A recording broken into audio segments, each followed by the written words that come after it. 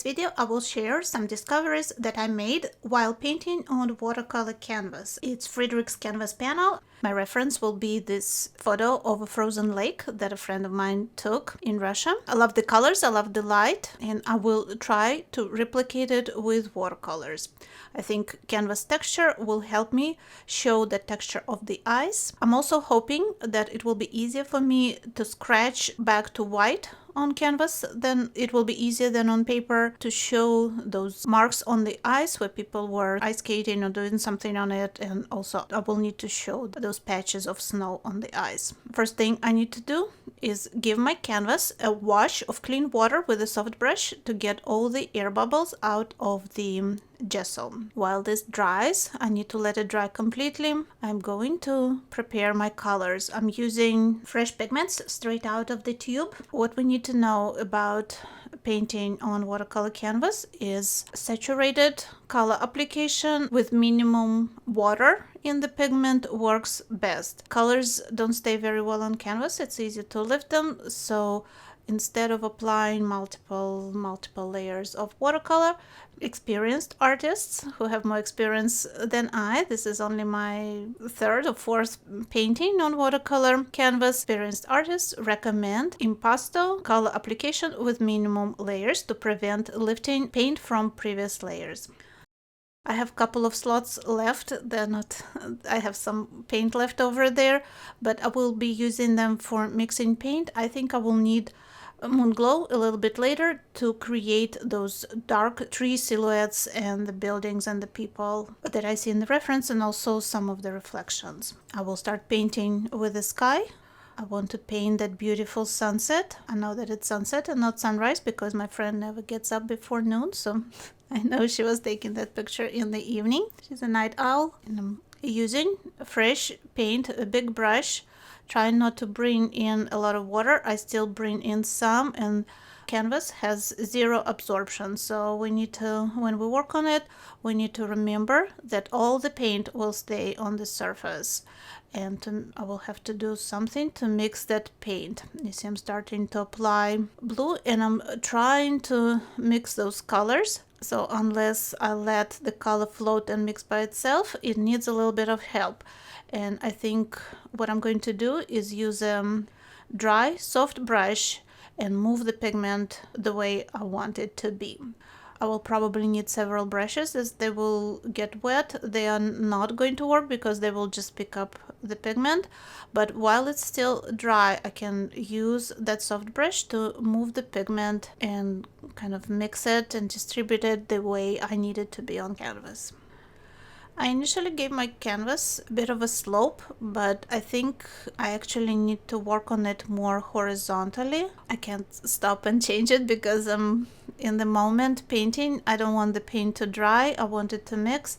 But I think for canvas, I don't need the angle like I would for paper, because having an angle just makes all the pigments slide off of it, as you see is happening in the lower portion of my painting, which is fine because I'm trying to create that soft reflection there. But in the places where I need the pigment to be in a certain place, having it at an angle actually is not working. It's the paint all slips down and it's very hard to control, so probably having your painting horizontal is a better idea.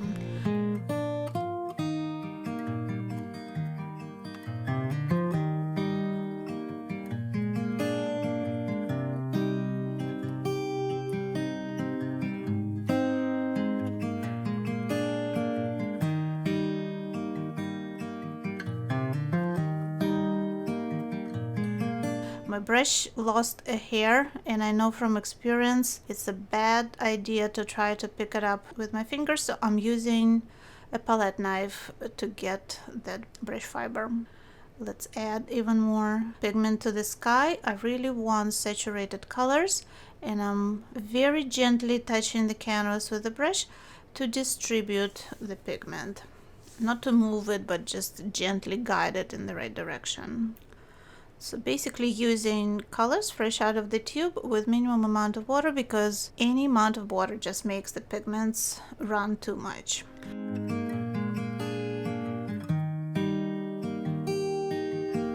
You see, the only drawing I did on canvas was one horizontal line to show the horizon, because I don't want the horizon tilted. I made sure it's perfectly level, because that's the worst thing that can happen, is that you work on a painting, on a landscape, and then you find out that your horizon is tilted. I gave myself a guideline with a pencil line, and everything else I can just draw with the brush.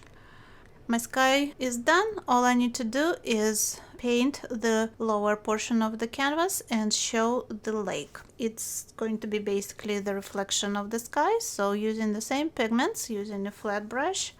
I think that round brush, it's pretty large. It was number 24, so I think it held way too much water by itself, even though I tried not to use a lot of water. The brush was just too wet, so using a flat brush will probably be better for painting on watercolor canvas. The surface of this canvas has the same texture as acrylic primed canvas would have. There is no difference, but the gesso is different. It accepts watercolor. You see, it doesn't puddle. It gets distributed evenly, and you get that interesting texture under your watercolor washes. It's very nice not to have any warping while I'm working, and not to have to do any prep work except for that wash of clean water that I gave to my canvas, which only took a few minutes. I didn't have to stretch anything, pin it, tape it. I have a nice flat surface to work on that's basically ready to paint on right out of the package.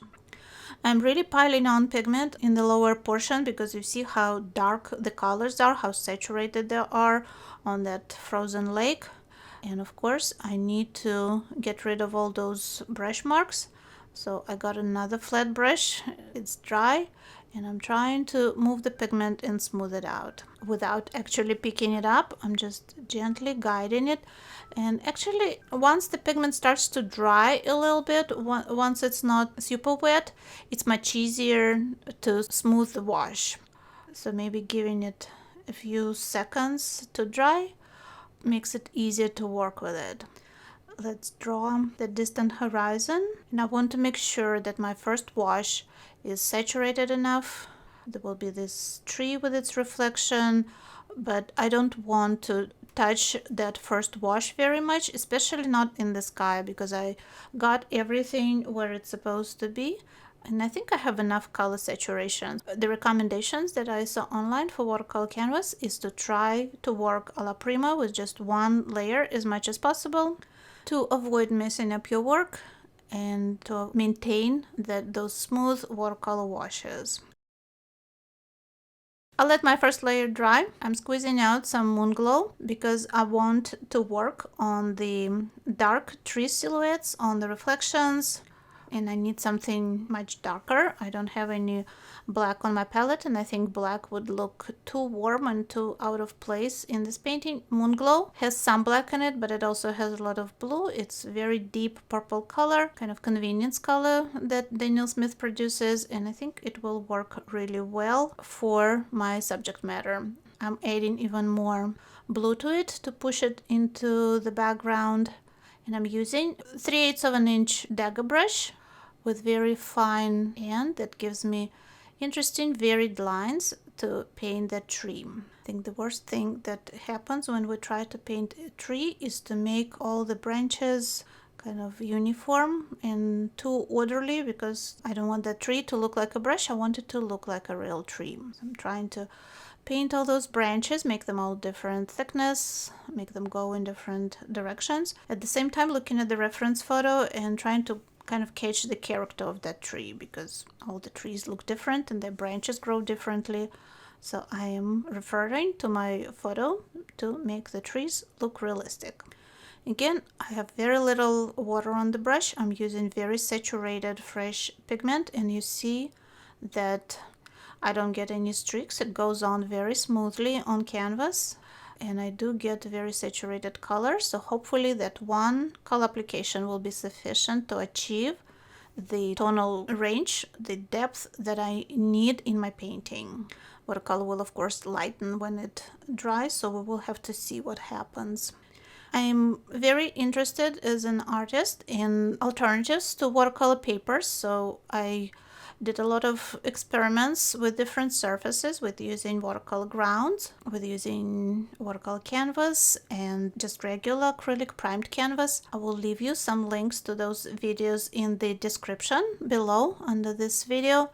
And I also have a class on paper surfaces for watercolor that you can find online. It's on-demand class, and you can learn more about all those versatile, interesting materials that we can use for watercolor painting. So we are not limited to just watercolor paper. I softened the branches. They're very distinct in the photo, but if we squint and look at the reference, we don't really see all those tiny little branches, and I think it's not necessary in watercolor to go into all those details, so I softened the tree branches. I can find some more of them later if need be. I will evaluate the result, but for now I want them to be very like a general wash. I don't want too many details at this stage.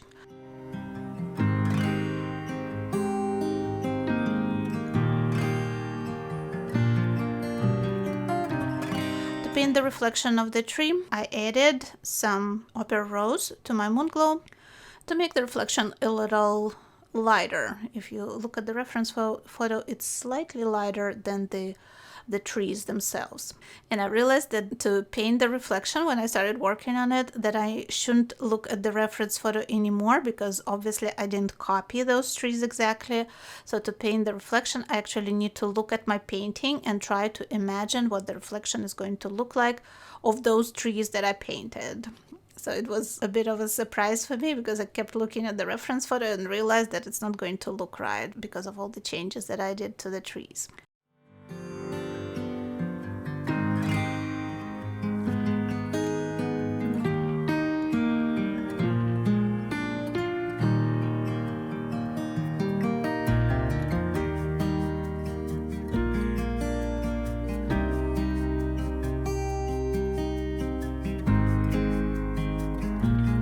I am going to deepen watercolor on the bottom. You see how the lake gets a lot darker as it comes towards us, but I basically have no water on my brush, and I don't seem to be disturbing the underlying layers of color. I'm working with that flat brush, and I think that's what helps me to actually add some pigment without picking up anything. But I really need saturated color here on the bottom. I might have to smooth it out a little more. I am getting some streaks because color just sits on the surface. It doesn't spread, and it doesn't obviously soak into the surface. So intensifying the lower portion of the lake. I think I need a bigger brush. I'm going to switch back to my big flat brush, trying to make that lake come towards us, and for that I'm intensifying the contrast between all my colors. I think I can add some pigment on top as well. It lightened quite a bit, and I was also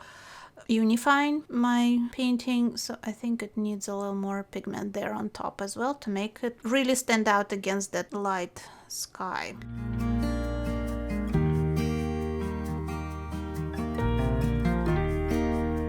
To transition, I'm going to switch to cobalt blue. And I really want to be careful transitioning between that sun reflection in the water and the darker areas. I will need to soften that because I don't want that reflection is pretty light, so I don't want to cover it up. I'm going to again get my dry brush and push the pigment around to get rid of all the brush marks and make the surface even. So different approach. Instead of lots of water, big brush, and bold washes of color, we have to kind of apply the pigment to the surface and then distribute it with minimum amount of water. It reminds me a little bit of acrylic painting. I sometimes do that in acrylics. I have an angled scrubber brush, and I am going to try and reproduce those scratches on the surface of the lake. So people were ice skating or riding snowmobiles or doing something. They're probably ice skating most likely, and they left all these marks. So I want to add that interesting texture to my painting with a scrubber brush. I am not picking up pigment to clean white of canvas. I did a little bit in the upper portion. I just keep dragging the pigment with the brush, which is fine. I am creating those marks, and then I can use a little bit of maybe white gouache or white ink and accentuate them in a few places, but I am getting the texture that I want.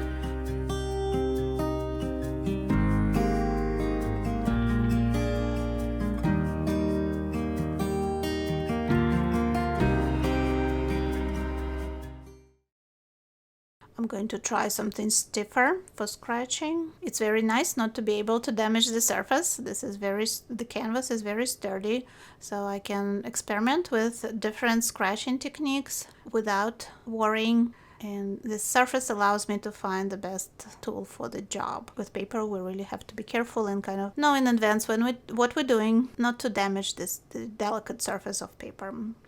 My second layer is dry. All I have left to do is add small details to the painting. There are some buildings in the distance and some people. It shouldn't take long. They're just silhouettes against that sunset. So I want to keep them very abstract without too many details, but at the same time I want them to be realistic and recognizable. I switched to my 1/4-inch dagger brush. Gives me a lot of control over my painting, and I'm going to paint all the small details in the distance. There is a church with a bell tower with 3 of those onion domes. There are also some distant buildings. I can't really tell what they are, and there are some people. For the church, I'm using cobalt blue mixed with opera rose and just a tiny bit of moon glow. I don't want it to be absolutely black because it's not. It still catches a little bit of that setting sun, so it's not going to be as dark as those silhouetted trees, and I want to make that distinction, so I'm using blues and lighter purples for that church.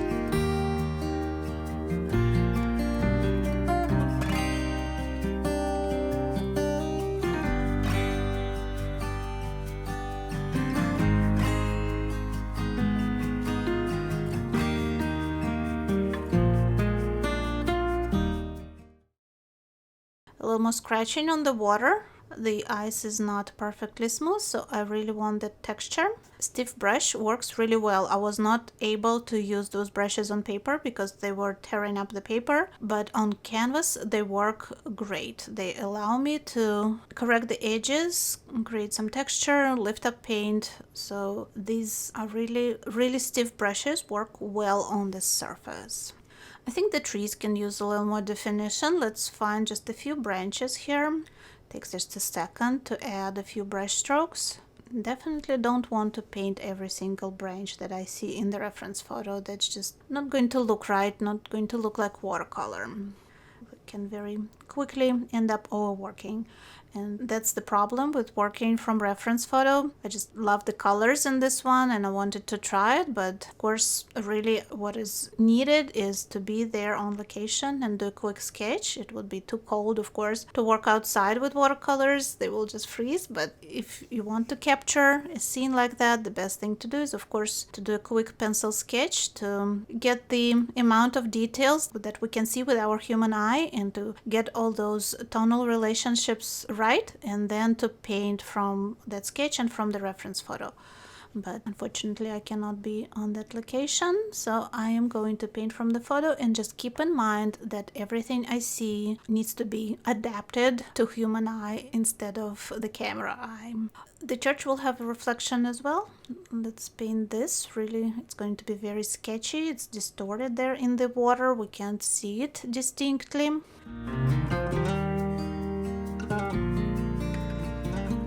I'm going to paint some people as well. Even if I look at this photo larger, it's hard for me to tell exactly what's going on, so I am going to make these figures very abstract. Again, I have to be careful with the amount of details because painting people with watercolor, they can very quickly end up looking like caricatures instead of an integral part of the landscape.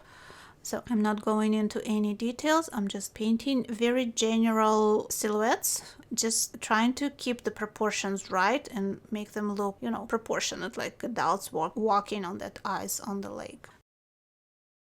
The lower portion of my painting is still not dark enough. I will attempt to apply a third layer of watercolor. That's what I usually do on paper to achieve the depth and saturation. Dark areas like this, it usually takes about 3 layers, so it seems to be the case for watercolor canvas as well.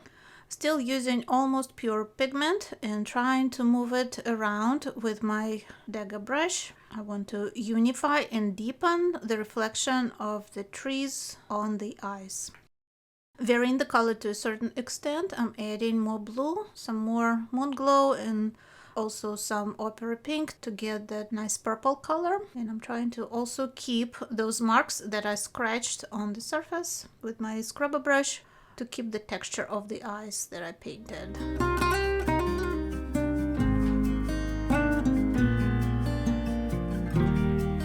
Paint the reflections of those distant people. I forgot to do that at first when I was painting them. So canvas shows every brush stroke. Blending of colors, we need to do something special to blend the colors because they either don't blend by themselves because we use so little water, or everything runs and blends uncontrollably. So to have some control over blending, we need to kind of mechanically move the pigment around on the surface. That will, in my opinion, is the biggest difference between painting on paper and on canvas. But as you see, I do get very deep saturated color and nice depth of space in the painting. Let's do a little sprinkling. That ice has a lot of texture, so I'm going to sprinkle some dark paint on it. Some areas are wet, so the sprinkles look lighter and they kind of float a little bit. And in some areas they look more defined, which creates a lot of additional texture in the painting. And the last thing I need to do is bring back the highlights. I tried to scratch them with the brush, but I think they need to be more defined. I'm going to use pen white ink. I really like how it blends with watercolor. I'm going to also splatter it on the surface of the ice on the lower part of my painting. There is some snow there, so I'm going to show that, accentuate those marks on the ice, those scratches a little bit, traces of people having fun on that frozen lake.